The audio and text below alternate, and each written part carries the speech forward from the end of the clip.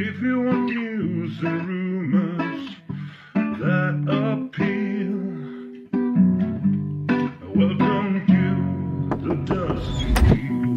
Hey, welcome back to the Dusty Wheel.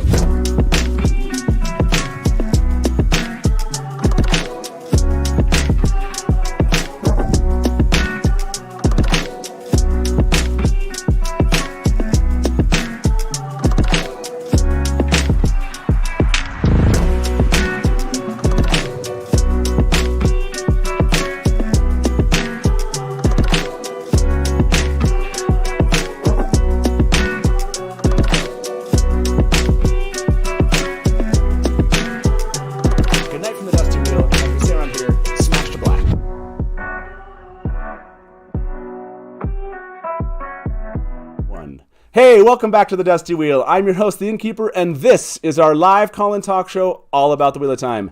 Today, we're back on a Sunday afternoon to talk live adaptation. And before I bring my guests in, though, I wanted to remind you what is coming up here at the Dusty Wheel. This Wednesday, we have something fun. We're bringing in Season 2 of the Wheel of Time on Amazon Prime. Yes, that's right, we're talking about Season 2 because right now, Rafe and his team apparently are writing Season 2. So we want to know, how is that one going to end? You know, this is the perfect time to take what we know from the news and apply it to what would we do next. So please be here. I have wonderful guests, Jen Isgro from Talk Around in our podcast, David Green from Easing the Reader podcast, Rebecca from Reading the Pattern YouTube channel, and Morgan, the Grey Warder from the Podcast of the Dragon. That is a very expert group. Can't wait to have them here with me. And then the following Sunday, we'll be back again here at the Inn, and we're going to be talking Becoming Nynaeve. Yes, that's right. We're doing another cast member spotlight. I can't wait. This has been a really popular series, and I have some new guests with me. Call Me Nakomi is going to be there, and Rima is also going to be here. Both of them have YouTube channels. Hopefully you're following them. They're a lot of fun content creators when it comes to Wheel of Time out there. So those are our next two. Now, I also want to bring up the fact that we're bringing back Watt Challenges. Yes, Watt Challenges is coming back here. I'm going to show you a little bit of a sneak peek. This is our invitation from John from What Up and Lauren from Unraveling the Pattern. And, well, without further ado, let me give you Watt Challenges.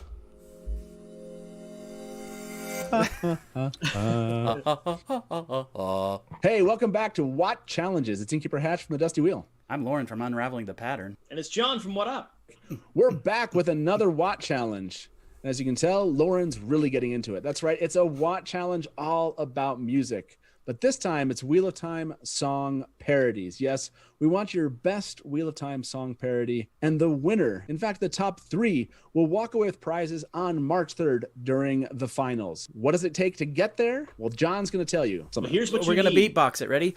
Boots and pants and boots and pants and boots and pants and boots and pants. All right, so here are the rules. Just a reminder, the lyrics have to be original. They can't be any sampled lyrics because we don't want to get sued or have any copyright strikes against our channels. We only want to have one submission per songwriter and one submission per singer. We don't want every single person to get one Wheel of Time content creator who does songs. Jen Isgro or Andrew the Bard of Time. We want them to be able to submit their own original thing. It has to be at least 30 seconds long. If you learned anything from the Watt Meme Challenge, videos are cool. This can be only audio. You don't have to submit something with video. Although we believe that video is recommended, it's fun to see you singing the song for the fans out there. But it can be audio only if you submit a screenshot of yourself. Your submission should be turned in by February 21st at midnight, and we'll be getting together again on the Dusty Wheel March 3rd to crown our winners. This must not be shared prior to when it airs on the Dusty Wheel, mainly because we want this to be a surprise for the fandom. It has to be new and original.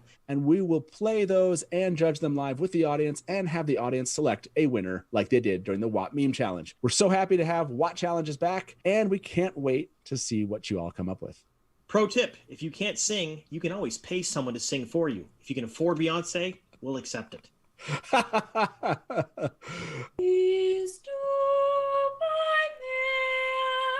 John won. John, what a beautiful voice you have. John, your voice is... Isn't that amazing? Aren't I a good singer? Thanks, pal. That was beautiful, John. Thank you so much. Just like that, Wheel of Time fans, that's what we want to get back from you. That was 100% all me. All of it. So I hope you'll join us for that watch challenge. That's right, a little Wheel of Time song parody coming your way. I can't wait to see what you're all going to come up with there. We're going to have a lot of fun. We're going to bring some guests in to be part of the judging of that on March 3rd. And Jen Isgro is in chat. I hope you enjoyed that call out, Jen. And yes, like she says in chat, this is what she's been preparing for. Okay, so hopefully you enjoyed that. Tell fans all about this. We're going to be talking a lot about this over the coming weeks. But today, we're here to do a live adaptation of The Dragon Reborn. So to do that, let me bring my guest to the show. Welcome, Daniel from the Black Tower Podcast, Todd and Mary. Cheers to the three of you. Thank you very much for being here. Hey. Another fine day at the Dusty Wheel. So are you three going to put together some Wheel of Time song parodies and submit it to the Watt Challenges competition? Yes. Yes. Daniel, you didn't have to say yes just because you're a guest on the show. So I don't know if you know this, but that's actually like kind of one of my jams in terms of just like creating parodies of songs that are indicative of whatever fandom I am in. And so there are 6 that I have already made. Perfect. Okay. That it's got to be new, though. Limit. There is. It's only one per singer and one per songwriter. So yeah, we had to limit it a little bit, and it can't have already been something you've already put out there for the fans. This has to be kind of an original one. So yeah, I love it. Todd, Mary, are you jumping in on this? Does this sound like a voice that sings? Yes, I don't, it does. I don't think you've heard me sing, Matt. That's a sexy voice, man. Was it, soon may the raker come to bring us that fine porcelain. There. Nice job. I can do lyrics. I can't do singing. I love it. So yeah, that's gonna be a lot of fun. Hey, you and Billy Joel. Yeah. Oh wow. Yeah, but he can play the piano. That you just dissed Billy Joel. I can play the kazoo. I did. Hey, look, Billy Joel, if you want to come on the Dusty Wheel, ignore this guy. We'll kick him out. It's true. It's true. He's a guest. I'm not actually indicative of this man's opinions. That's right. So Daniel, before we jump into live adaptation, before we remind everyone where we're at and what we're doing here, give me the 30-second summary. What is the Black Tower Podcast up to lately? So the Black Tower Podcast, for those of you who don't know who we are a total spoiler podcast. We do all kinds of different topics. Lately, we've been up to having guests on. That's been a newish thing for us for season 2, if you will, of the Black Tower Podcast. We actually just did an episode with The Road to Tarvalin, which was super fun and super enjoyable. We also did recently an episode with, the Dragon Reread. So we've been having a lot of super fun people on our show, which has been really interesting and awesome. But yeah, that's what we've been up to. Yeah, make sure you check out the Black Tower Podcast. They do also have a YouTube channel. They do some video there, and they also obviously have a podcast. It's a lot of fun. I've been a guest, and that's probably one of your best episodes. I'm just kidding. It was a lot of fun. Wow. It was a lot of fun. Exactly. Well, thank you very much for being here. I hope you enjoy this ride. This is a lot of fun. For those of you that are watching right now but have never seen one of our live adaptations, you can go back and see what we've said for the first 2 books and up to this point in The Dragon Reborn. If you've never heard of this, then the hashtag #LetBarneyBlow won't make any sense to you, but it's a lot of fun, and when you get there, you'll appreciate it, I promise you. But that being said, I think we are, I want to say chapter 34 of The Dragon Reborn. Is that accurate, everyone? Is that where you recall we're at too? I thought 33, but I'm good with 34. Okay. 30, yeah. So no.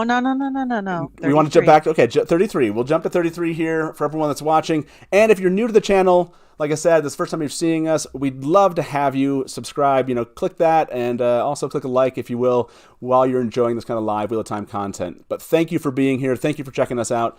And now we're about to dig into a chapter of the book, or a number of chapters of the book, where we get to decide, because we're Rafe and team, right, in this moment. We're pretending. That's right. We're cosplaying as Rafe and his team. We get to decide how we would adapt the books for television. So We are in chapter 23. This is Within the Weave. And we have this moment. Perrin is obviously still chasing Rand and Moiraine, and with obviously Moiraine and Lan and Loial, and they arrive in this town. So maybe I'll go right to you, Daniel. They actually get to Remen, I think that's how you pronounce it, and they see this Aielman in a cage. And they learn all about the fact that, there's some stuff going on in this town. Is this particular idea of them stopping in Remen and having this moment with Gaul important, just in general? I know we're going to get to the nitty-gritty, but do you find this to be key development for the characters and something that they would want to put in the TV series?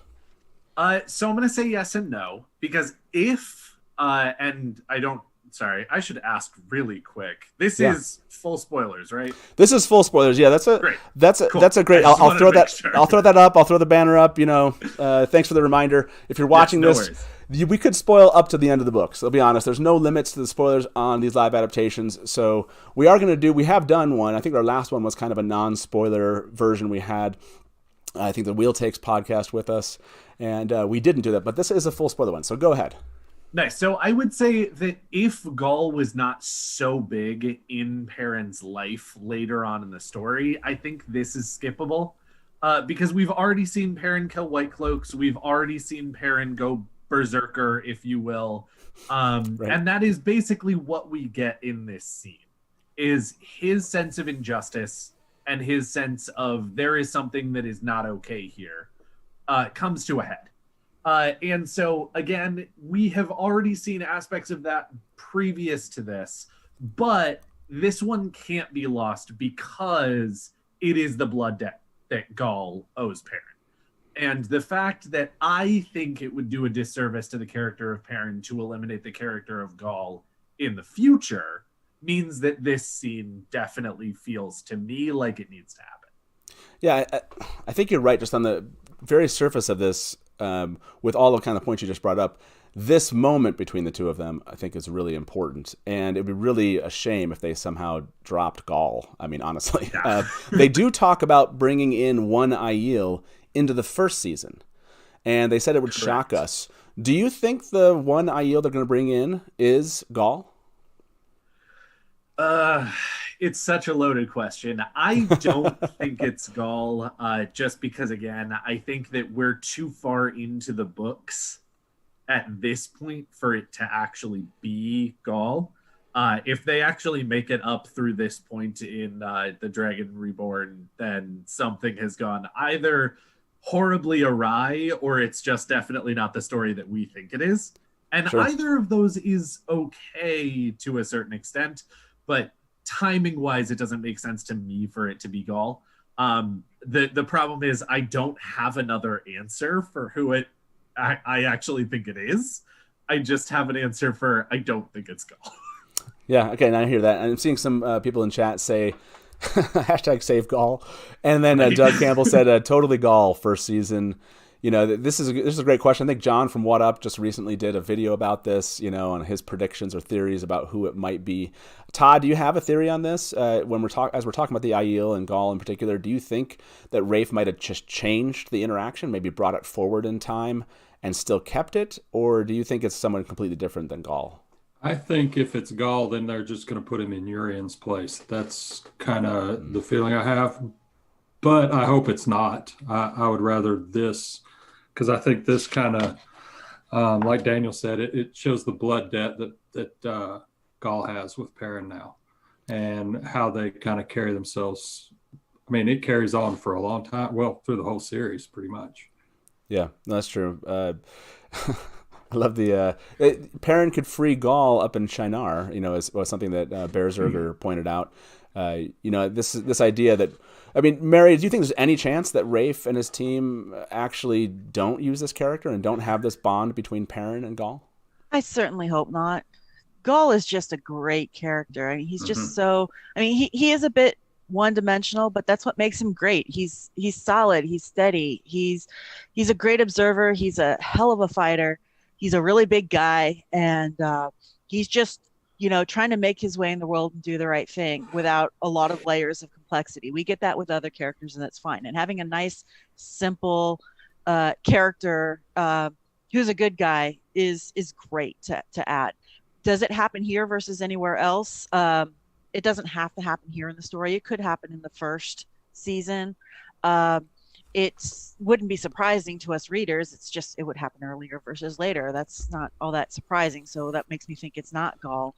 Yeah. I don't think it would happen in Shinar. The Shinarans would just kill an Aiel. They wouldn't string him up for the village people to mock. That's a very Southlander type of a thing. And there's other things going on in these two chapters, in these two scenes. You've got the introduction of the hunters, and you've got the two blowhard hunters. You've got the other hunter, which we'll talk about shortly. Yep. We've got we've got the inn and the innkeeper who has actual Ogier furniture. Yeah, we've got the trail of villages where something good happens, something bad happens, a bunch of villages where nothing happens. And then the metaphysics conversation that Perrin has with Moiraine about good and evil and the pattern. And that's one of the things that I really think needs to be in there. There's a lot going on in a little. It can be handled in the show. They don't have to stop in every village. Obviously, they didn't stop in every village in the book, but they could have those conversations. They could have these things happening around them. And I'm all for killing white cloaks. Every chance you get. So, add more of them in. They're the stormtroopers. Add more white clothes deaths. Yeah, that's a good one. Someone will have a hashtag here shortly, about that for sure. So yeah, that's a good point. There's so many kind of really interesting things that happen in this chapter that I do hope that we get this type of event. I don't really care too much if it's kind of late in season 1 or if it's in season 2. But I think it's going to happen one of those. I think the introduction, we'll see this as we dig in here, but the introduction to the Aiel, learning more about them and why this relates to Rand, I think makes a great season 2 kind of event. So why don't we, specific to this particular chapter, Todd, is there something of chapter 33 other than just seeing Gaul in the cage and them arriving at the inn that you think was key and needs to be adapted into the TV show? Just the explanation of the pattern. That's one of the things that I really found pretty cool. That, and I want to see Gaul fight. This will be the first time we've seen, they talk about the Aiel and how badass they are, but this is the first time you see it in action. And so I don't know if they have to get real deep into it, but they at least have to show that Gaul and one other Aiel pretty much waylaid all the hunters of the Horn. They hurt him bad, and then he goes in after the White Cloaks and without any weapons puts a hurt on them. Yeah, and I think that happens in 34, where we actually get the kind of reverse of that. But yeah, that discussion of the pattern. This was obviously Perrin notices, and I think we have to bring this up. And maybe Daniel and Mary, might set something up. That's he notices a woman staring at him. Mm-hmm. And I know there's lots of love and hate for this character, but what do we think about this, Mary? Do you think this is a perfect time to bring Fael basically, or into the show itself in this moment? These two characters, all these characters are kind of linked in this point. Whether this point happens here or earlier or later, I guess functionally doesn't matter. But that walking into that inn, and you've got Fael in the corner watching things, and you've got the two laid up blowhard hunters telling stories to the oohs and ahs of the crowd, and it's just a great chunky visual scene. There's a lot going on, and you can do a lot with it. I absolutely agree with that. Yeah, go ahead. I'm 100% seeing, again, flashbacks to the Prancing Pony of it's loud, it's raucous. There are people who are the center of attention. There are some people who are curious about what's going on, but not trying to be noticed. And then in the corner, there is this figure that you don't know yet. And you don't necessarily, in that particular set of movies and books, that character is actually introduced then almost immediately.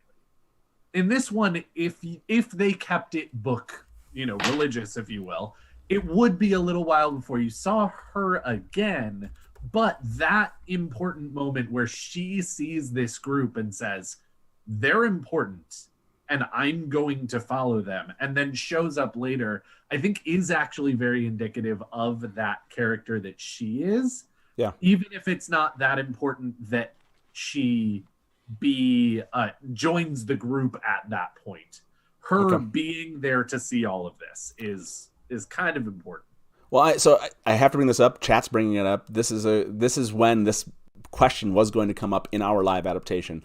Is there any desire from the panelists here? Do any of you think that either this is the wrong time to bring Fael in, or they should really merge that character, change the character, or remove the character? Is that something we would think is either necessary because we want to tell the story better than it's told, or differently than it's told from an adaptation standpoint, or is she too kind of fundamental in this point as part to Perrin's character? Keeper. Todd? Yeah. I'm not somebody who really likes Fael all that much, but I mean, she's kind of central to Perrin's arc, so I don't think this is not a bad place for me to go ahead and bring her in. Yeah. By the way, there's so many people saying, or Marisu said, by the way, she doesn't go by Fael at this point. She goes by Mandarb. So yeah. Yes. In chapter 33 and 34, she is Mandarb at this point. So sorry, go ahead, I'm Daniel. being completely honest, partially because of my own personal preferences on the character, and also to actually make the character seem like it matters more. I'm going to say something somewhat controversial here. I actually kind of hope that they drop the Barrelane Fael Perrin story by making Barrelane the one he goes with. Oh, wow. We'll have to bring you back when we get there.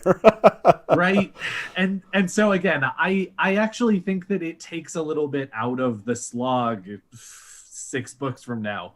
And also gives more of a reason why she'd be even more hellbent on making Perrin Lord of the Two Rivers.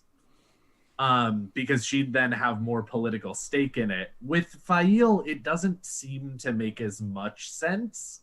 And so while I will not be annoyed at all if they keep Fael and have her as a character, I think this is an opportunity where they legitimately could merge a couple of characters that have somewhat of a problematic storyline to me that they could just sweep under the rug for the problematic part of it and just keep the part that is important to Perrin. So it's interesting. It sounds like no one's really here for cutting her. I'm seeing some people in chat that are here for cutting her. Although I want to mention a couple things. I think Master of the Deck threw in a hashtag, I think it was White Cloaks, Red Shirts or something like that. That was a good one. I loved that one. This question about whether or not they end up dropping her later on or merging her, or he picks Barrelane later, won't be really one we want to dig into right in this moment, but it's an interesting one, like I said, and I'm seeing some people in chat respond to that right now, which is, some people like this idea, others don't, and that's definitely going to come up when we get to Barrelane, which isn't terribly far away. So we'll be having that conversation. I want to jump in 234 because I think it does have some of these components, some of the things you brought up, Mary. And maybe I'll start with you on this one. That you brought up a variety of things that happen here. What's the one kind of stands out to you as far as 34 where you're like, this, I need to see this adapted into the TV series. This is really key. The fact that Perrin frees Gaul. I mean, it's a feat of strength, yes, but it's also shows how he does what is right. He's the good guy amongst and the villagers aren't like bad guys, but they are definitely taunting this prisoner of war, for lack of a better term, and throwing rocks at him and content to let him stay up there and die a slow death. But he lets him go, not because he owes him anything or anything. It's just because it's the right thing to do. And not only does he let him go, he then defends him while he can get his, not that he needed help at that point in time, but he defends him and he defends himself. He doesn't go seeking trouble. He just tries to fix a problem. Yep. And he does so, at great cost to himself because it's the right thing to do. Can I hit on something that happened before that? Sure. Well, I want to mention sorry, go ahead, Tom. Well, no, I was just going to say right before that, all that really goes down. The Furlan, what the Innkeeper, he freaks everybody out when he talks about a false dragon in Gelden. Yeah, and I mean, Perrin talks about how Moraine just, I mean, almost like she just about pees herself because she's like, oh my God, am I wrong? Right. But he changes real quick to talk about Masima, or they figure out it's Masima when he talks about him preaching. I think that's kind of something that would be cool to see in there, Yeah, I want to. Jumping. I mean, once we get back to Gaul, there's some things that Perrin said that were really key to what Robert Jordan, I think, when he speaks about war in general. I think some of the things that Perrin says to himself are really, really key to what he feels or what he wanted to say about it. But back to that Masima part. What do we think about that? Is this the prophet of the dragon? Here's the moment. If you were Rafe, would you kind of take this out, a mention of it, basically, and just bring it in later on if you thought it was interesting, instead of building a plot right in this moment that Masima's out there causing trouble? Or do you think that is something key that we need later on? Only if it's going to be used later on. If it's not going to be used later on, don't even mention it. I hate Masima with a bloody passion, but that makes him a great character. That whole character arc, it's completely believable. Do they want to go down that route? If they do, they're going to be accused of politics. But hey, it's in the books. This stuff was written decades ago. This crap ain't new. Yeah, I'm kind of curious for people that are in chat. What do you think at this point? Would you remove the reference to Masima, just kind of hold them off to the side, basically, and decide later if you were Rafe and his team? Thumbs up in chat. If you're like, no, absolutely, we need this character in, I would absolutely bring him in right here, if not earlier. As far as being the prophet of the dragon, we really want to develop this side plot. We need that. So thumbs down. So thumbs up if you're like, yeah, let's put him off to the side. Todd, you're going to say something. What about mentioning it and not bringing up Masima's name? Just mentioning and seeing their reactions and maybe not naming him yet would be. Well, we do see him earlier because we've got Masima in the Great Hunt with Ingtar and the boys going to Falma.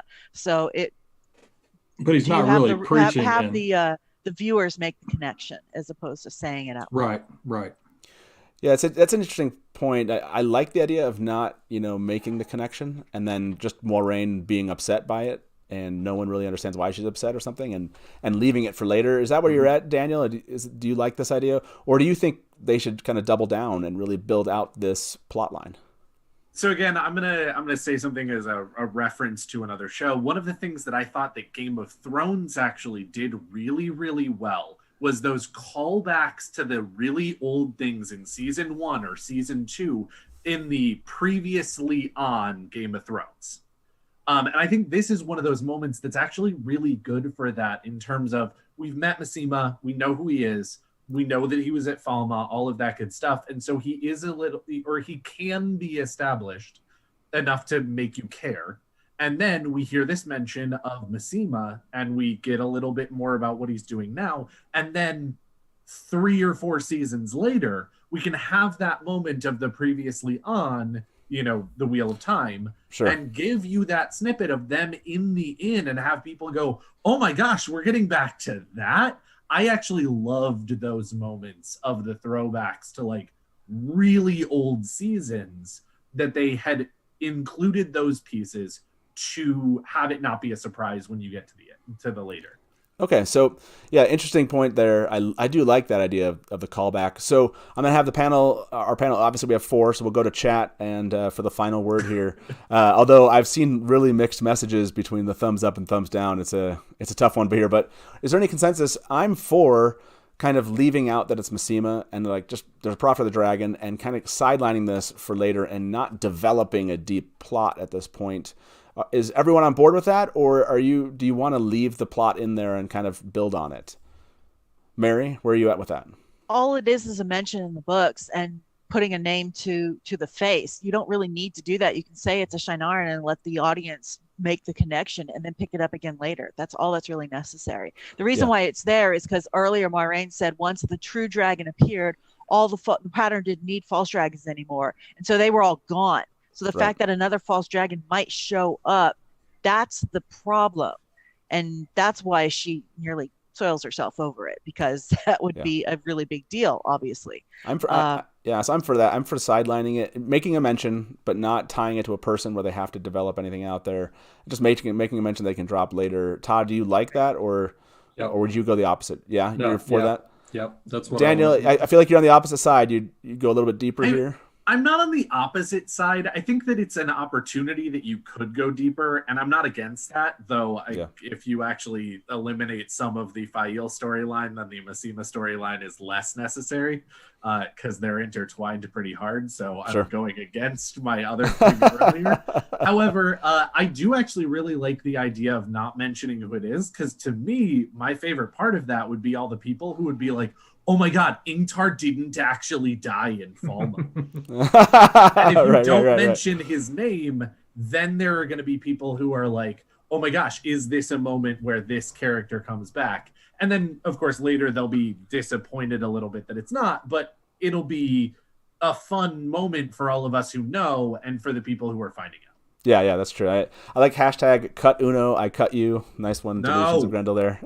Don't cut Uno. I agree. Don't cut Uno. So it sounds like we're gonna Uno. It's going to be flaming horrible for you. Sounds like we see an opportunity here to kind of cut the fat a little bit, which is, leave something hanging out there, which I think is a smart idea in this part. I want to jump. I know there's this moment with Perrin and Moiraine where he's like, Caesar as a woman, whatever. But it's great. Whether or not they keep that, I don't really care. It's when he gets to Gaul. There is a part where he says, when they fight, he says to himself, he hated it, but did not want to die. And he said, time seemed to compress and stretch out both at once. His body felt as if he fought for hours, and breath rasped raw in his throat. Men seemed to move as though floating through jelly. They seemed to leap in an instant from where they started to where they fell. Sweat rolled down his face, yet he felt as cold as quenching water. He fought for his life, and he could not have said whether it lasted seconds or all night.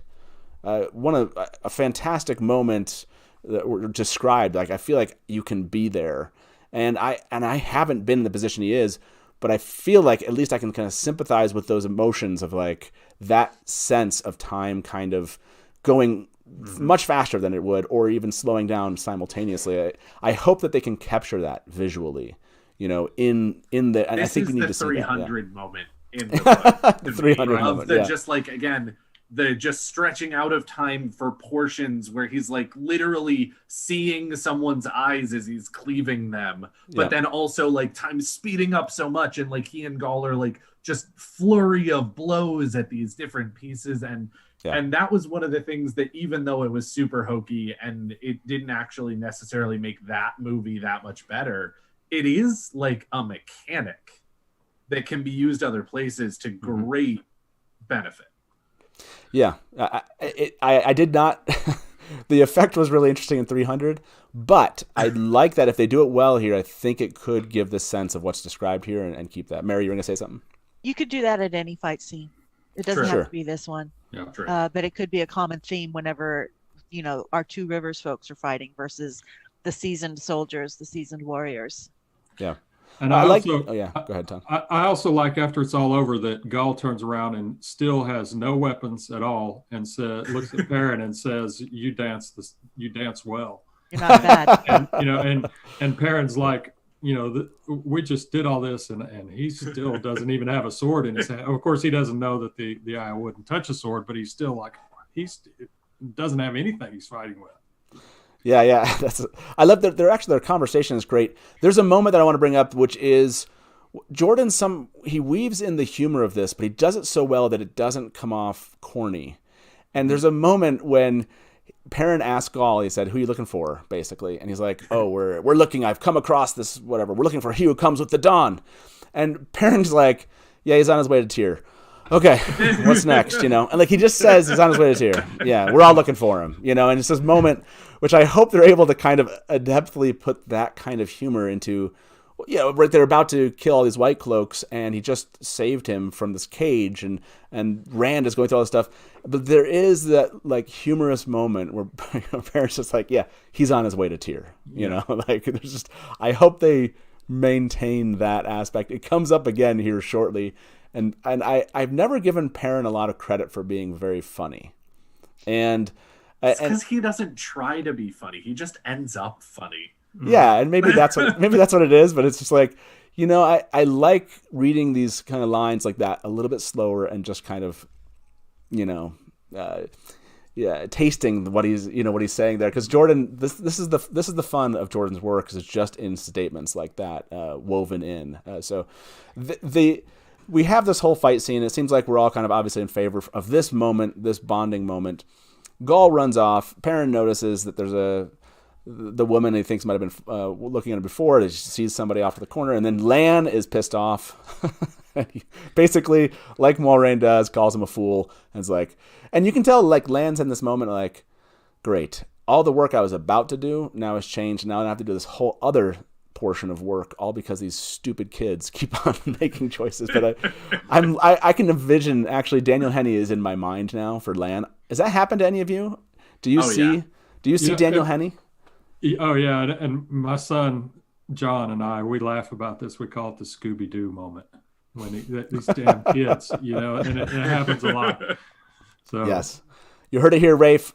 Many more Scooby-Doo moments, please. See, you were nice. You went Scooby-Doo. I went straight to Pulp Fiction, where they're trying to clean up the Bonnie incident. Yeah, I got to clean up this mess you made.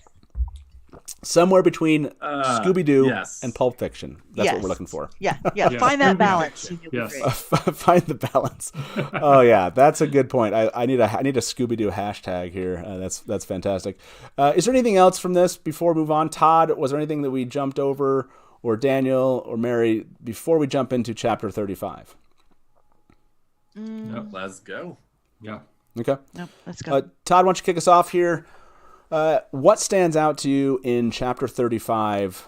Obviously, what's happened is going to cause a lot of things, and we're keeping those items in here. But what do you want to see this turn into?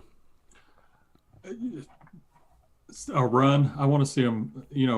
I like when this isn't the only time this happens, but they have to get gone quick. And is it Lan says he's gonna? There's no telling what it's gonna cost him to get a ship to get him out of there. Yeah, and Lan's pissed off. Yeah, Lan's pissed, and seeing Lan pissed is cool. I like Lan always, but I like Lan pissed. To me he's funny when he's pissed. Because there's nothing he can do about it, but man, he's pissed, and so he just takes control and goes for it, and they get the hell out of there. They do, and I want to see that, just how quickly. Like, this doesn't feel like it has to be something that's too belabored. Like, I feel like they could get onto the ship relatively quickly. Like, there are a couple points I want to call out here. But Daniel, I want to go up to you. Anything that strikes you, like between them getting to the inn and getting to the ship, that needs to be adapted, just key to a character or the plot? I don't think so. The only thing that I think needs to be kept is the horse joke. Mandar needs to be there. Yes. One of the things that I love about it is that Zareen, Aiel, is so smart and so dumb in different aspects. And this is one of those situations where she's just so haughty and it takes her down a peg. And I love that their relationship starts on this foot of, I am laughing at you kind of situation. Right. And that really sets up a lot of their dynamic for the entire rest. So if Aiel is kept and not changed at all, or at least not changed dramatically, then that horse joke needs to be in there. Yes. Yeah, I agree with you. And I'm going to say this, and maybe it's a surprise to you three or people who are watching. I actually really like Aiel right here. There's something almost theoretical about kind of how she approaches life that appeals to me. And so I want to ask everyone this question. When it comes to Aiel or Mandarb or Zareen, if she could channel, what Aja would you have put her in? I'm kind of curious here. I kind of saw a little bit more brown here than I had ever kind of given her credit for, which is maybe what appeals to me. But I'm curious what people in chat will say. Ask yourself that question. If she could channel, she went to the White Tower, whatever, which Aja would she have picked? And let's go to you, Mary, first. Where would you put her? Green. Green? Yeah. She is... The Ajas aren't separate and distinct, but yes, she is logical. Yes, she's very observant. She is, out in the world on her own as a 16-year-old woman, seeking adventure, trying to do something that needs to happen. He needs to find the horn. And it's, Perrin catches her eye, and but I like what you said, Daniel. She flubs here, and it's not because she's haughty. She has to project this big, bold personality to be able to survive on her own. And also that was also how she was raised. She was raised to manage a large estate. She was raised to lead. She was raised to lead. But right now she's just leading herself. And just to see her, oh crap, I just totally embarrassed myself. And she's embarrassed, but she recovers. And I like that youthful innocence of it. And I have to point this out because I'll be honest, I'll probably lose a lot of fans here, but Aiel is one of my favorite characters in the series, and I love her character art. And BARSIDE has an excellent video about Aiel's character art. I highly recommend it. But at this point in time, and in the earlier stages, actually throughout all of it, and this is why I disagree with your theory, Daniel, of combining Aiel and Berelain, is that Aiel sees Perrin as a person, not as a political pawn or as a means to an end. She actually sees him as a person. And that's the same thing that people love about Min. She sees Rand as a person. And that is lauded, and yet with Aiel, it's seen as just yet another annoyance. So I will defend Aiel too. That's the hill. That's my hill. I've got several, but I can appreciate that. Todd, are you... Back to your question, Matt, I'd put her in green. Green? Todd, what do you think, Aja-wise? Yeah, I would go with green. She does have some leans towards some other things, but I think green. Yeah. Interesting. I actually saw a lot of variations. No one went with me on the brown a little bit. I think that there's something blue-brown about her at a core. As she's talking about, like, she's obviously done a lot of reading. She really geeks out about this stuff to like an nth degree, and almost like can almost be pushed off about like her journey of whatever she's out to do. If someone just gives her, and Perrin tries, right? He's like, oh yeah, it very well could be over there, but she's like, no, I'm following you guys now. But noted, and I will follow that back up. So I like a little blue brown in mine, but I see the green too. What are you, Daniel, on this? I'm 100% blue because again, as Mary already said, there isn't each Aja is only this thing. Sure. But when it comes right down to it, the blues are known for having a singular focus. And Moiraine spends her entire Aes Sedai life effectively with one singular purpose. And while I absolutely will, admit and agree to Aiel is a little bit more ADD than like Moiraine is, because she does get thrown off of that one singular purpose that she has when we meet her. When she chooses a purpose, she then follows that until sometimes to its detriment, it gets done. Sure.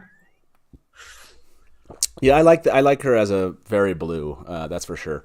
And that's where probably, if I had to pick one, that's probably where I'd drop her. I want to mention some things. We kind of jumped past that, jumping to the ship, and literally as she does. There's a moment here that I love, again, that I want to see them capture. Perrin runs up to tell Loial, like, we're going. Loyal's got, like, in his chair. They got Ogier. They got beds. Like, they've probably spent a lot of time at inns, and he's just, like, settling it. Like, he's got his ink out. He's about to write. This is, like, the greatest place he's ever stopped on these travels. And there's this moment Perrin walks in, and he's like, we're leaving. And there's this moment where you're just, like, you just imagine Loial be like, right now? Like, this is like the worst moment for him. And then just like I got here. Yeah. Right. Here. But then and Jordan describes like him scratching, like Perrin walks in and he's scratching his ankle with one of his toenails. I love that freaking description. I don't know why. It's just like, it's such a great moment. He's just so in his zone, right? He's just like writing his toenails or scratching his ankles. He's loving this moment. And they need to have this moment sometime in their journey when they have to leave quickly, because it's just amazing. But what's so great about Loial, because I don't think most people would do this, which is they'd be kind of pissed off and they get to the stables and be like annoyed, But he gets to the stables, he's completely changed his mind, and he says he's like, aren't you excited? And Perrin's like, what are you talking about? He's like, sneaking away in the night with enemies behind us and maybe enemies ahead and danger in the air and the cold tang of adventure. It's like, there's this like, he's completely changed, and he's he's loving that moment so much that now, like, he had the best of the world, but now he's back in the best of the world. And you have Perrin going, like, why are you so excited about this? He's like, it's an adventure. I'm writing this down, and I have to like the thing that I'm doing. So just like I want that sequence to be in there. I'm begging Rafe and his team, find that moment. That is just a wonderful character developing moment. I freaking love that. So you got to keep that. That's my it's my one request. Especially when you see him later on the ship and he's like squeezed up in the wall, sitting on the floor trying to write, and he's just wound up in that little bitty room, you know. Yeah, absolutely. Okay, so anything else here? They get to the ship, the meeting. Obviously, Mandarb is what everyone wants here. This connection between Perrin, how it happens. I really like this. It doesn't have to happen this way. And the one question I want to ask everyone in chat and the three of you before we jump to 36 here, and we'll open the call lines probably in about 15 minutes. We'll take 2 or 3 callers to end the show. But what about how we're introduced to her? Do you think it's important, Mary, that we get more of Aiel before this? In other words, is this really the entry of who she is, or do we want to? Is it important for Rafe to kind of give us a little bit about her backstory? Should they meet up in some way related to Taim versus this? Is the introduction of her key in this particular way, or is it important that they do something else to kind of give us more of an understanding of who she is?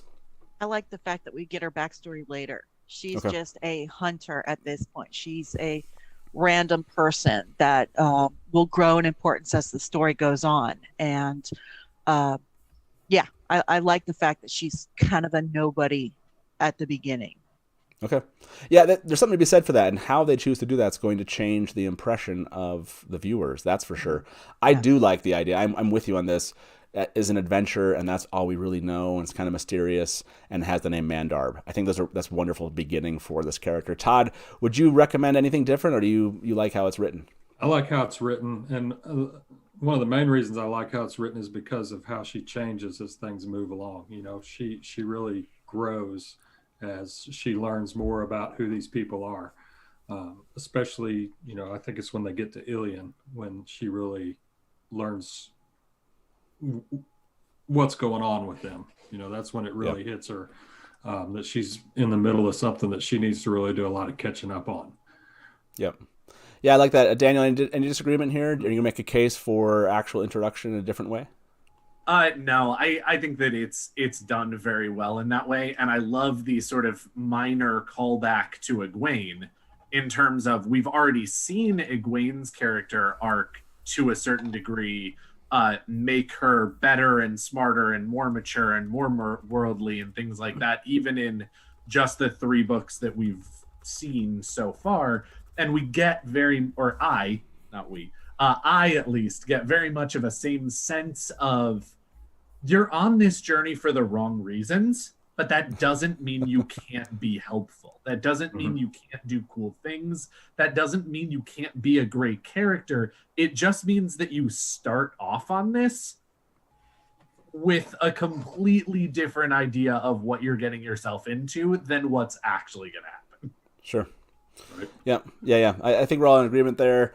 And I haven't seen anybody really throw anything in chat. I did see an idea a long time ago in chat about somehow connecting the storylines with Taim and her father that I thought they may explore, certainly, which is maybe they want to take her character a little bit differently than we get in the books. But I do enjoy how this happens for this particular character. Chapter 36. Moving on here. Perrin enters the Wolf Dream.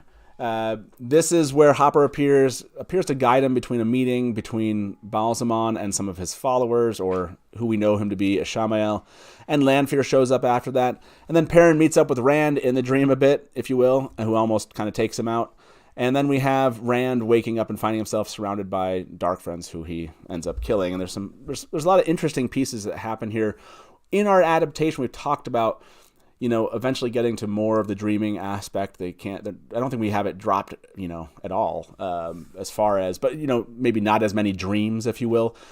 Do any of the three of you think that this is important to have this particular thing happen, or let's just move on and get the story moving?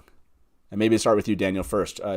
Is there something key to this moment where Perrin goes into the dream versus others that they need to keep? Again, yes and no, because I think that it's really important to show just how paranoid and flighty Rand is. And this is a way to do that in a way that's almost a situation where you can't argue with it in some ways, because Rand has no guards up. He is just who he is in Tel'aran'rhiod. And you can't really make the argument that, oh, but that's not actually Rand's characterization. No, this is how Rand sees himself in his subconscious right now. And he is terrified. He is always fighting. He is always running. And so that aspect of it, I think, really needs to come through. Though, other than really, again, showing Perrin's need to go into Tel'aran'rhiod and his continued gain of control over it, I don't think that needs to be done in Tel'aran'rhiod as long as it is done, period. Because I think it being done is important. Yeah, that's an interesting point, which is Perrin's continual growth and is a key part to this. Do we find anything out here that, other than seeing Rand have the battle in both the real world and in the dream world, that might have something to do with his psychosis, if you will? Todd, is there anything else here that stands out to you, or can we get that other ways? Can we just have a dream of Rand in some way, and he's in his? We know he's dreaming and he's fighting, and we don't really need to see Perrin jump in with Hopper at this moment. I don't know that we need to see all of it. One of the things I do want to see is, he has the dream and then he goes to Moraine and he throws it all over her. And then she's like, you can't stick a fork in a light socket. You gotta pay for what you're doing with the burn. Cause he's like, please heal me. And she says, nah, that'll teach you to keep your fingers to yourself, And so I kind of feel like that's a good thing to see. So I don't know that we need to see all of the dream. I'm sure there's a way to shorten it. Maybe Lanfear really freaked him out more than Balsamon did. So she did, maybe seeing Lanfear and that'll be good enough. But yeah, I want to see Moraine going, it's dangerous in there, dude. You got to watch yourself. Yeah. I agree with parts of that. But I'm going to jump to Mary first here. Anything else you would say different about this whole kind of dream sequence, keep or cut? Gotta keep Hopper. Keep Hopper. I mean, if they're going to have Hopper be the guide in Tel'aran'rhiod, and having, Tel'aran'rhiod is the horror element. It's the paranoia element. It's the stuff happens in your dreams. You can't even sleep element. But it's also where our dead friends go to be free, and you have to have that balance, and that okay, I want that balance. I don't know if you have to have it, but I would really be nice to see it, and it will make scenes that happen later in the books hurt even more than they already do. I mean, Yeah, exactly. I'm not going to spoil it because you don't have to spoil that it's one. worse than Wash and Serenity. I'm sorry, it hurts. It's been decades and it still hurts. All right, it's still too soon. Hurting Daniel there. Daniel, I see you agree with me. I do. I totally agree with you. Yeah. So okay. And I think we should keep Hopper. I like the fact that it outs Lanfear. It kind of frames Lanfear's character in relationship to Balsamon. Balsamon is such an ass. He is such an ass. I'm so glad he dies at the end of the book. And I'm spoiling this. I'm so glad he dies at the end of this book, and it sucks that he comes back. Right. He's such an ass. He comes back as me. He comes back better, yes. But So- still, he's just I want such to an throw this out arrogant there. ass. You do have that. I mean, there is some kind of world building here that might be useful, which is seeing what, and they can do this other places, but seeing what Ishamael does to one of his followers, right, in this moment. Yeah, that can happen anywhere. That can totally happen anywhere. I think it is again, this is me kind of geeking out. I hadn't looked at this particular way before, which is Hopper is actually entering this kind of dream shard, if you will, or this, with Ishamael. He's showing Perrin that he can pull him into this moment, and whether or not Perrin's actually in it or seeing it from the outside of that, which I thought was cool, and that Lanfear can also find it. And that they have this kind of moment showing some of the complexities of what they're doing in this dream world. What's possible, I do enjoy, but it can be done other places, and that's true. But at the build-up of Ishamael, kind of who he is and who Lanfear is, what's kind of bringing them back in, I think it's to me, this is like a really quick couple minutes, and they can kind of set people up and move on. You know what Rand's happening to Rand. You know what Lanfear and Ishamael are still planning some things. The dream world's dangerous, and Moiraine won't heal Perrin. Like, this to me is a really cool sequence. I like it all as a singular piece. But that being said, I'll leave it up to us as all here together adapting this. Are we generally for cutting this or keeping it? Daniel, for this dream sequence, are you a cut, keep, or streamline? So quick answer is streamline it. If you can't cut it, and I love what you said, because I am from this world enough to know that editors hate you in terms of like no, this should be here and it should only take a couple of minutes. Right. Yeah, that and 80 other things that only take a couple. Exactly that, and the other 87 things that'll only take 2 minutes for this 45-minute episode. That's right. That's true. Yeah, you're not wrong, and that's why this is hard. And if it doesn't happen here, it should happen somewhere to show how Teleron Riyadh works, to show how Perrin can work in it, and it also shows Rand going insane. Rand is completely going insane. At this point. Well, and I think that the world building of Teleran Riyadh can actually be done almost exclusively with Egwene. And I like that some of it gets done with Perrin, and that you actually get the sense that Perrin also is figuring out what he's doing. But when it comes right down to it, it's so much more important for Egwene, at least early on, to me, that I think that a lot of the Teleran Riyadh building can be done with her. And we cannot ignore it, but pare it down a lot with Perrin. Sure. Yeah, I agree. This feels like a streamline. Todd, are you in favor of the streamline, or keep it, or just cut it? I'm in favor of the streamline. I think it can be shortened up. I don't know that I agree about not playing up Perrin's role in the dreams as much, because I feel like he's probably stronger than Egwene in the dreams. It's just a weave. Yeah. Oh, there was exactly, and I think that he's. He's learning just like she is. So I don't, I kind of feel like it's a good thing to keep in there. Yeah, there was a what I would have called the "it's just a weave" moment. Oh yeah, the "it's just a weave." He's just on his way to tear. There was another moment I thought in the dream world of him talking about was kind of "it's just a weave" kind of moment. Last one, Mary, streamline this. You good with that? Streamline. Okay. I want to bring up one last part of this chapter before we switch to a new storyline. And it is at the very end, Rand has this moment of these individuals coming in. He gets up, and he's like, oh, shoot, I think I might have just killed my friend, basically. And then he sees this party of people coming to his fire. And this has always struck me as one of the sequences that Jordan intentionally leaves to your imagination as the reader.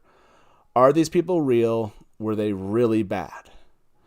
And you have reason to believe they likely were, but he never comes out and says it. Did the three of you read this part and get the same feeling here? You don't know 100%. Like, he doesn't give any, he gives a little kind of maybe he leans towards it, but he doesn't say it. Do you agree with that, Mary? Like, it's not explicitly, these were terrible people on the way to kill Rand. Yeah, it's set up to be morally gray. There are some red flags. Morally gray. These could, these could be, they couldn't be, but that's kind of a running thing throughout the entire series. Is this person a dark friend or not? Is this person out to get me or not? There's a lot of paranoia in this story. And, Rand is like, I got to be careful. I got to be careful. I got to be careful. Ooh, I just killed 9 people. Oh, crap. I actually killed 10 people. And then I'm going to line up their corpses and have them kneel to me. Because, hey, that's what people do to the dragon. I mean... That has to happen. We have to see him use the one power, and because that does make you.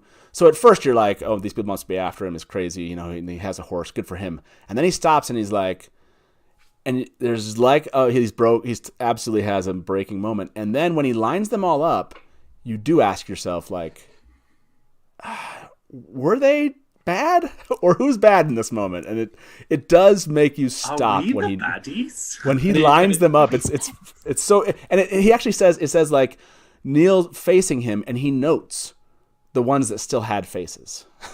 Like this, well, that and he says he thought there were only 10 and there were 11 kneeling, and that's one of the things where you wonder exactly how much he thinks this is real, and how the belief is that was that last one he didn't notice was maybe a gray man. It talks about him having a dagger in his hand. And so again, this allows Rafe and his team to kind of play that, like, oh, there was, was the gray man part of the party, or was he using the party to take out Rand? You know what I mean? Like, there's still kind of that like question of what exactly was happening here. I hope that they leave that here completely up to the viewer, and you don't know, because I want him to feel completely out of it. I mean, he should be feeling that way. Like, that would be the right way to feel. So I want him. I want him because one of the things that he says is she's the most dangerous, so he takes her out first. And I want that to be, because people will go, "Oh my God, he killed a woman." I mean, he just ripped her head right off of her, first. Yeah. The only woman not on his list. Right, and he, he just decapitates her first because in his mind she's the most dangerous, and that's all that's that's just the way he's going to handle it. He's going to take her out first and then deal with the rest of them.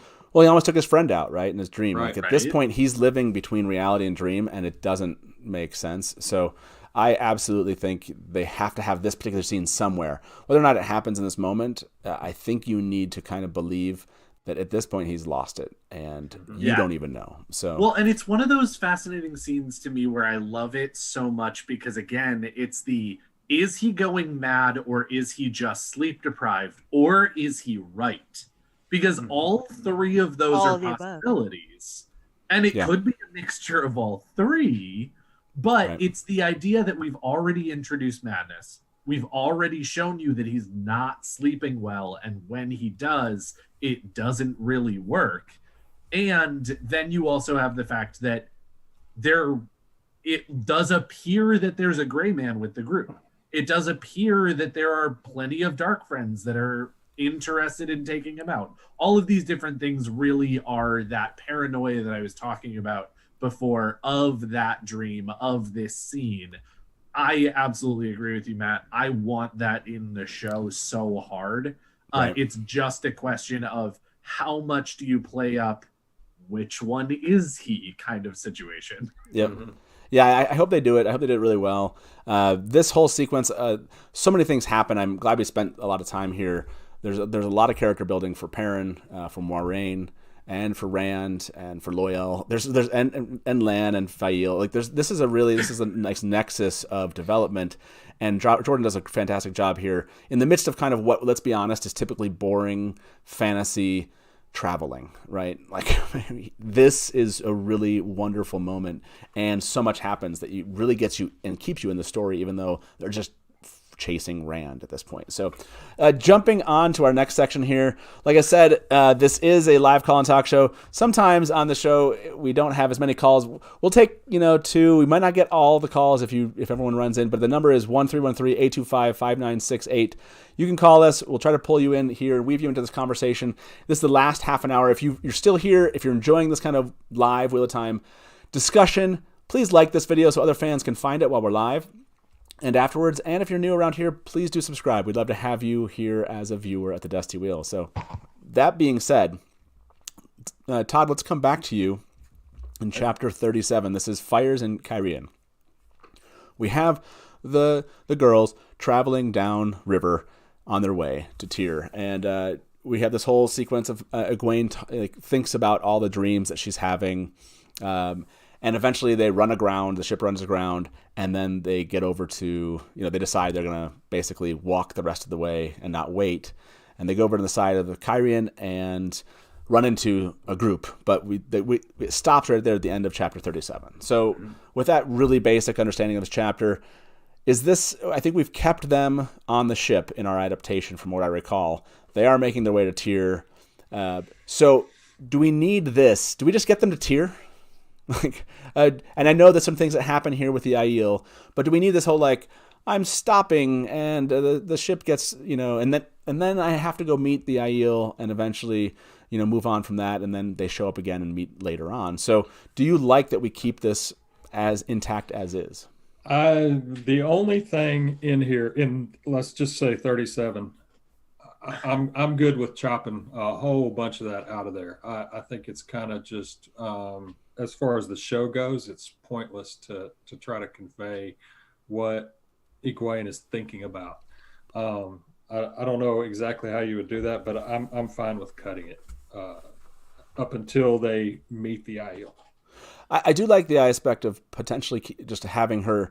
It makes a nice transition from Perrin and Rand to Egwene from a dream perspective. Mm-hmm. So I could see Egwene, we see just a variety of these kind of flashes of things, and she's now like disturbed by them all. And then maybe she's awoken by the fact that the ship is run aground in the middle of the river, and that's what wakes her up. And then all of a sudden they get off the ship, and it happens really quick. Mary, do you like this this whole scene here? You recommend kind of streamlining it or cutting it completely?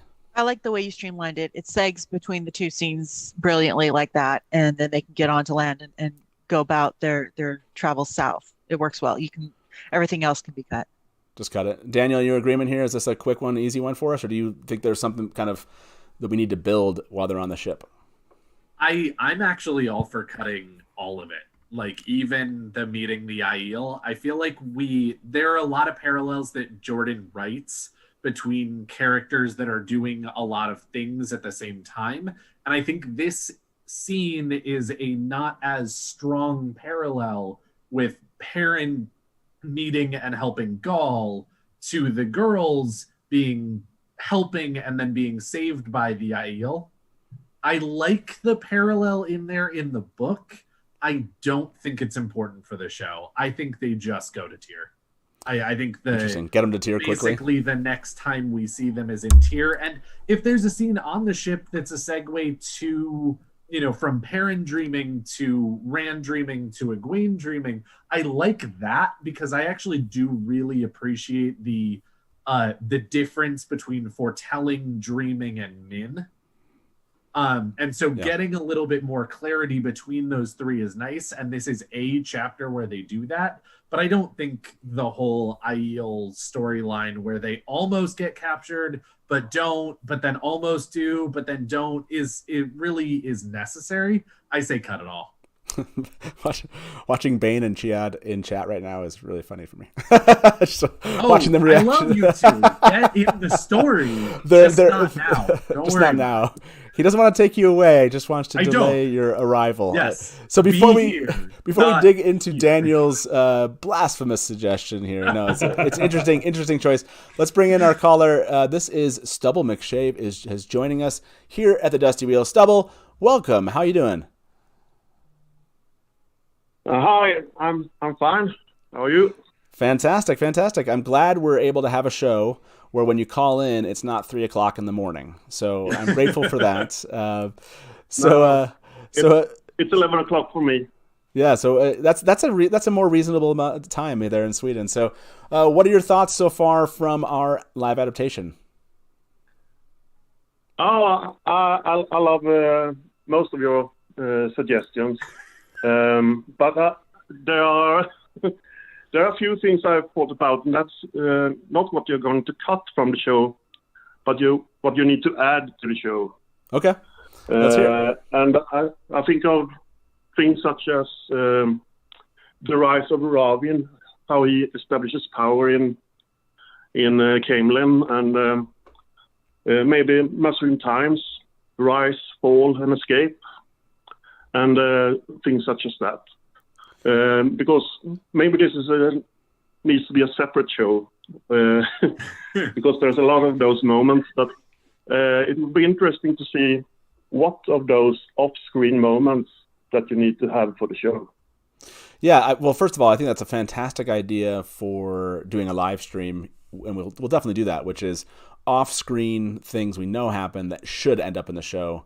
That would be a lot of fun. We'll let people call in, and we'll have to probably break that down in the first 3 books or something like that. But you bring up an interesting point here, which is, is it key, and maybe for your question to the panelists, is it key for us to develop, maybe even more so, cut some of the fat here, maybe like Daniel's suggesting, get to tier really quick here, but actually spend a bit more time building out Ravine, and Taim into the storyline and having that woven with what's going on. I mean, what would you do, Mary? Would you try to pull in some of these things that are off screen and get rid of some of these that we see in the book? I like the idea of advancing Ravin's plot and having that be a threat in Canewen sooner rather than later. It may streamline things later in the series, and show that being an issue. You're showing the war and the absolute unrest in Kyrie from the side of the boat at this point. It shows up later in the series, becomes more of a plot point later in the series. So you're kind of introducing it here. I think the scenes where Nynaeve, Egwene, and Elaine get into trouble and get out of trouble are interesting character development. They should stay. It could happen closer to Tyr, though. Everything is just pointing to Tyr. Everybody's on their way to Tyr. Having the Aiel show up again here versus Gaul elsewhere. I fought to keep Gaul. I'm going to fight to keep this one too, just because it's just a fun scene, showing the maidens and how they interact with the who they think the Aes Sedai are. It can happen closer to Tyr. That makes more sense. That would not make sense. And do we have to build up the High Lord Samon in Tyr to make him be a big bad? Because that really doesn't show up much at all. Does that have to be added on? I would actually make a case that I would rather see that than more of Ravine, but maybe Stubble, if you had to choose, to focus on just one of those 3, the High Lord, Ravine, or Taim, which one would you have Rafe really kind of embed in? Because they all kind of have an aspect of a baddie that's important around this time and what's going on with them. If you had to pick one, which of those 3 would you pick? I think I'd pick Taim. And then have the others as more of a mystery. Maybe show some scenes, but not build them up as Forsaken, but more as powerful people.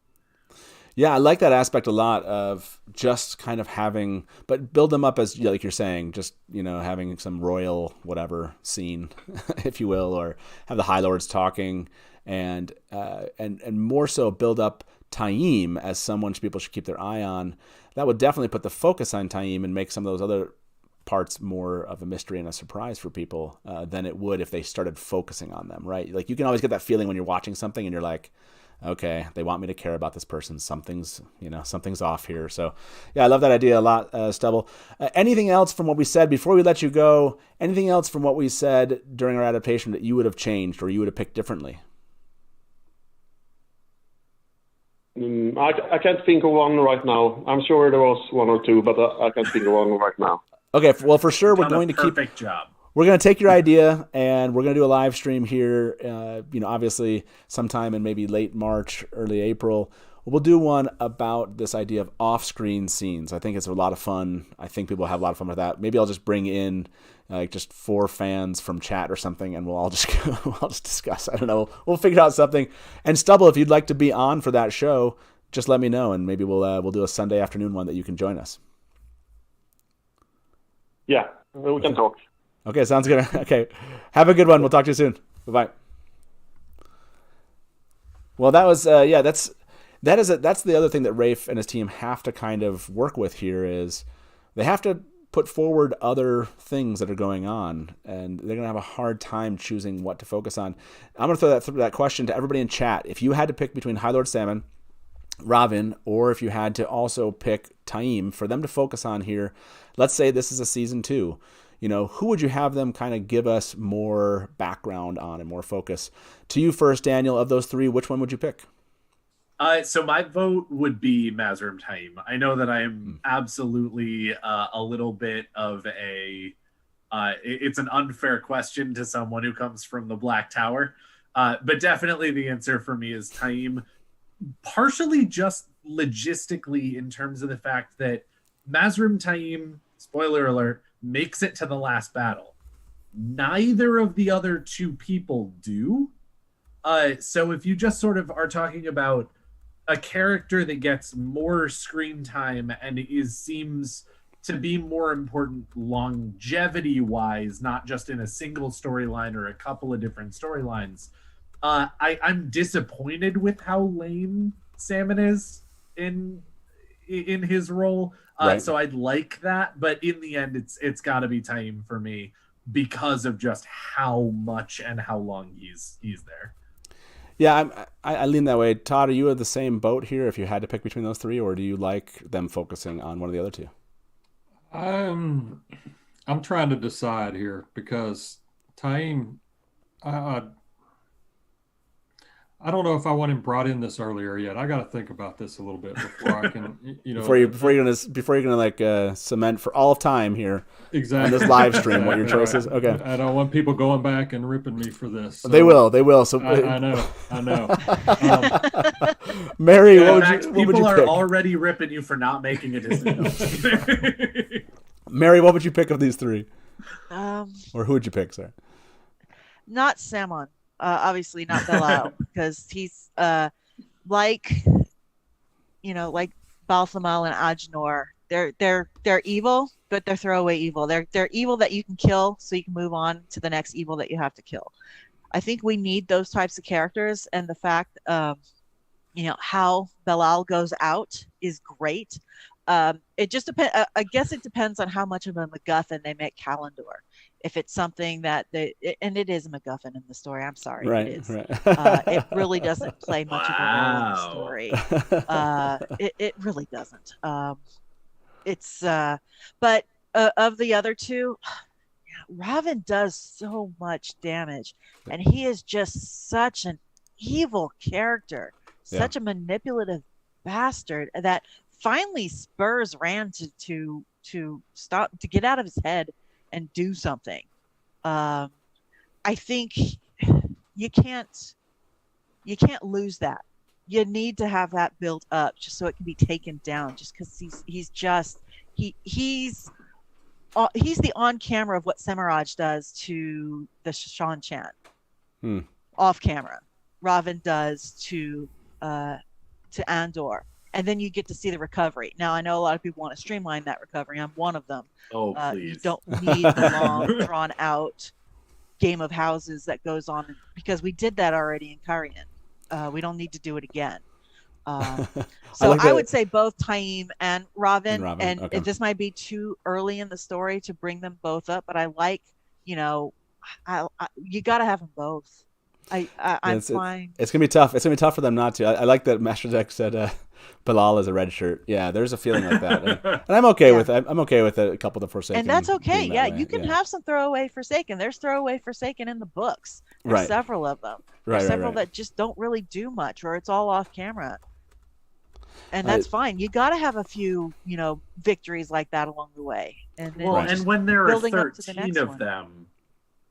Plus, because some of them die and then come back again. They should stay dead. Everybody who dies should stay dead. Everybody who dies may never die. Should stay dead. Okay, well, I want to go back to this question, which is back to the Maidens of the Spear. Before we end the show here, we have just another 10 minutes or so. This choice of moving the engagement with the Maidens of Spear to later on, when it's closer to Tyr versus now, are we gaining anything by moving that? Like, what would be the gain here from Rafe and his team to not have this particular kind of moment here, but later on when they meet closer to Tyr? Is it just too much building at this point? Speeding up the story to get them to Tyr, sure. So yeah, that's a good question for those that are in chat. Would you Thumbs up if you want to move the engagement with the Maidens of Spear closer to Tyr, kind of speed up the story. Maybe they get off the boat when they're really close to Tyr and they have to walk the last 5 miles to Tyr. And this is what, and then they meet there. That's potential. Would you speed up the story to do this? Thumbs up. Or thumbs down, you want to keep this basically as is. They get off here. This is, the time when they meet Aviendha and such. And this is the moment for that section of scenes. Now, if I'm they sure... do both, is that they just... I mean, if they do both, it's kind of like, And Damien just wrote, #don't touch the bloody maidens. So Todd, to that question here, would you push this off to later and speed it up, or would you just have the introduction here and build out who the maidens are now? I think we can push it back, because the only thing we're really doing now is we learn a lot about the Aiel, but we can learn that later too. It's not like we have to have it happen immediately. I don't see any reason why it has to be done here. I like the idea that it's happening around. I like that we meet up with Gaul. Meeting up with the other Maidens of the Spear later on, and they're like 2 episodes later, it's like, yeah, we're looking for He Who Comes at the Dawn too. Like, I feel like it happening all together adds emphasis to what's about to happen. Like, oh, okay, there's more than just Gaul here. Now it's the Maidens of the Spear. That's interesting. This is a compelling kind of plot. Now I'm thinking as a viewer, there's something else here, and I'm getting ready for that, versus just like Gaul shows up randomly and then the maidens show up randomly. I like tying them together, so I'm in favor of actually keeping this one here. As far as Daniel, are you in favor of keeping it or moving it till later? If it's in the story, I think keep it here. Okay. I actually, to your point, if you are trying to build that the Aiel are important and the Aiel are important now, definitely having the meeting between Perrin and Gaul and the girls and the maidens, keeping those at near the same time, I think does help forward the this is important now bit. Yeah. So if you keep it, I wouldn't push it closer to Tyr. But of course, as we've already said, my vote is just don't. Okay, so Mary, what would you? We have technically, if we're going to keep it right here, and that's where I'm voting. Todd's on. Let's push it. Are you going to push it out closer to Tyr? Yeah, I'm gonna push it. Okay, we're at a 2-2 here. I'm going to leave this final decision then to one of our users I'm going to pick randomly, Bane and Chiad. In chat with us. Would you like to keep it? That was random. It was random. That was a Bane and Chiad. Thumb up if you agree to keep it where it's at. Thumbs down if, for our adaptation purposes, you would like to move it closer to Tyr. Would you like us to be introduced to you closer to Tyr? Bane and Chiad will give us their answer in chat. That worked out really well. Thank you, Dan. Might as well have Bane and Chad give the middle finger and then get rid of it entirely. Yeah, exactly. Perfect. So we'll see what they say. Allowed to vote? So, I like Rajesh just said yes, so random. Kuresh just said, how is that random? Yeah, good times. So, okay. Now that, like I said, we have about 5 more minutes, let's try to get through this particular chapter here, 38 then. It sounds like we're keeping it. Thank you, Bane and Chad. So anything that's key from this interaction that you think should definitely happen here? And let's go to you, Mary, on this one. What do we take out of this interaction with the maidens that's just like, if Rafe has to streamline it, he wants us to get us there, what would you keep about this moment? Everything involving Aviendha and the interplay of what is important to her, the Aiel values, the culture, the fact that they're trying to save her near sister. I believe it's her cousin, but even then it doesn't work. But that just is what it is. She got to live to fight another day, which is what they had asked for, and that there's no ill will, there's no animosity. That just is what it is in their culture. It's not even that big a deal. You have Ruark show up, which is great. He's another one of my favorite characters in the entire series. He's awesome and completely underrated. And it's everybody is running to Tyr. We've got people on the river. How many boats are heading down the river to get to Tyr? We got people on land trying to get to Tyr. They're all chasing Rand, and let's get there.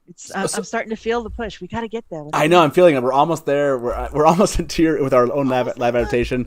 So we're so close. We're so close. I want to pull this out though. We have this moment where they stop and they have this whole healing sequence, and that's really big for maybe building out Nynaeve's capability. But I feel like you could do that elsewhere. So the question is, do you just get them to meet them? They're bringing them back. And that's when they have the, attack and the mirror draw. In other words, do you do that just immediately and streamline this? Or is it important to see Nynaeve heal this person and then for that person to die? Daniel, would you just kind of streamline this? Have it be like they meet Aviendha, they go back, they meet Rhuarc, then they have this mini battle? I would streamline it as much as possible because, again, I think that all of this is well played out through the rest of the story. And to be completely honest, I really love the idea that you learn with the Rand on some level who these people are. And Rand is paranoid and running and has no time to stop to talk to any Aiel at this point. And so I like the idea of not meeting as many Aiel as possible until Rand goes to the waste to meet as many Aiel as possible, kind of thing.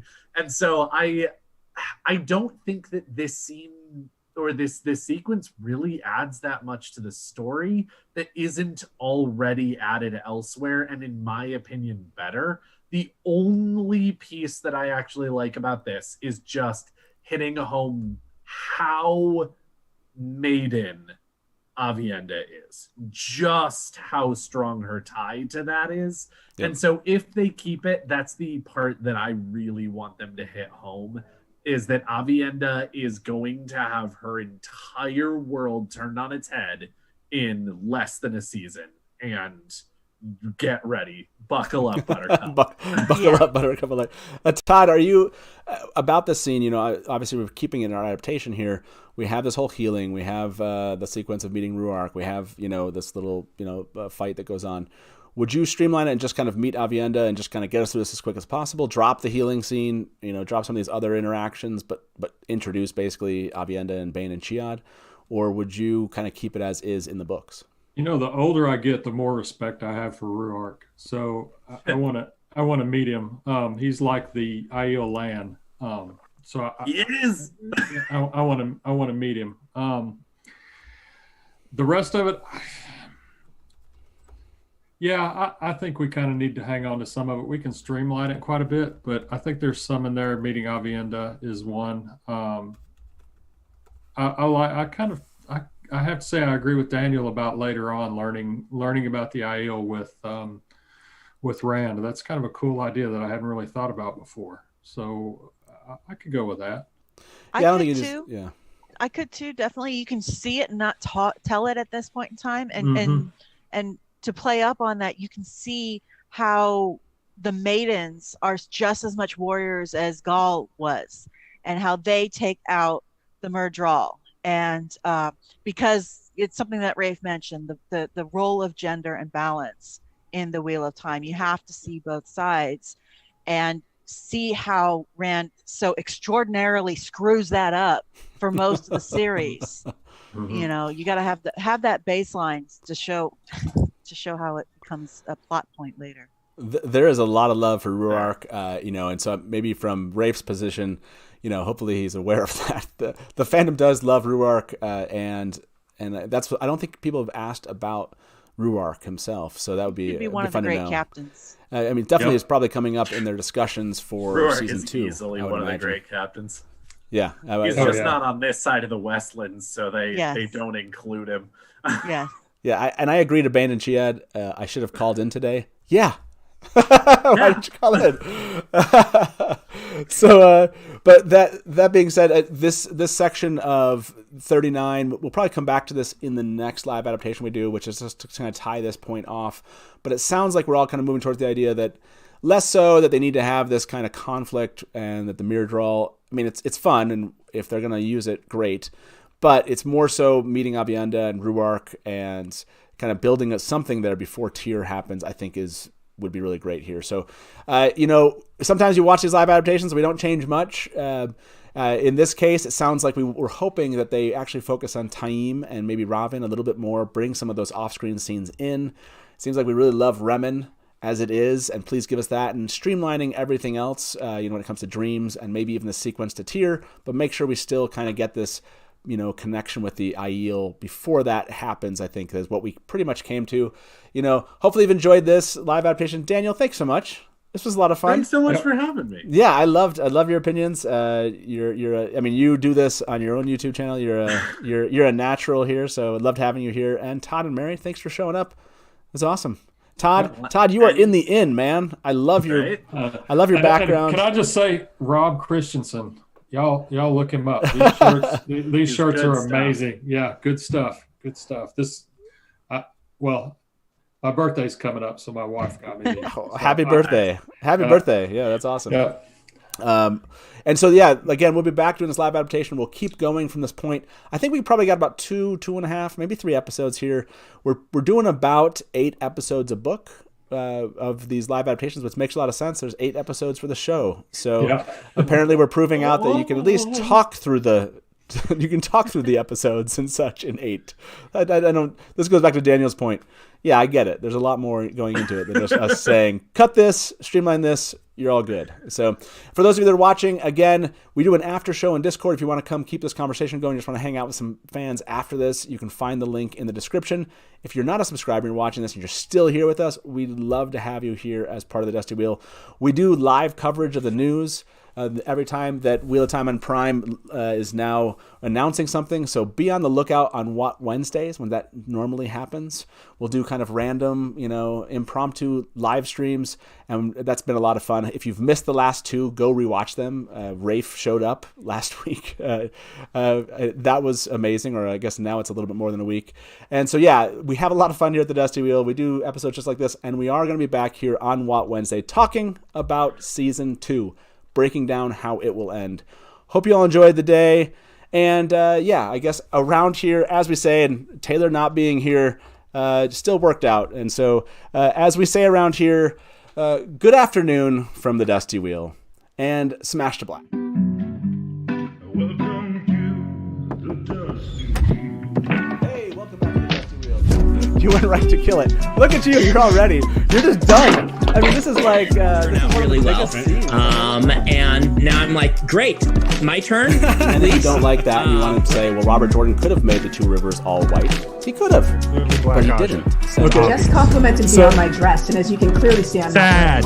I see Lukomi as something along the lines of a Shida Haran analog. It does make sense why it outlasted the breaking. Yeah. See, this is why I have Therese in the show, because she's going to correct everything that. Hey everybody, welcome to the Dusty Wheel Show. What? Meme Off Challenge! Yay! Pair of baby face mounted on a huge body. So all of a sudden, this is not just a traditional fantasy, right? There are sci-fi elements. And just a moment ago, Rafe tweeted something. So let me get my guest in here with me, and probably I would say put in 70-80% of the work. I got to be over the shoulder and be like, no,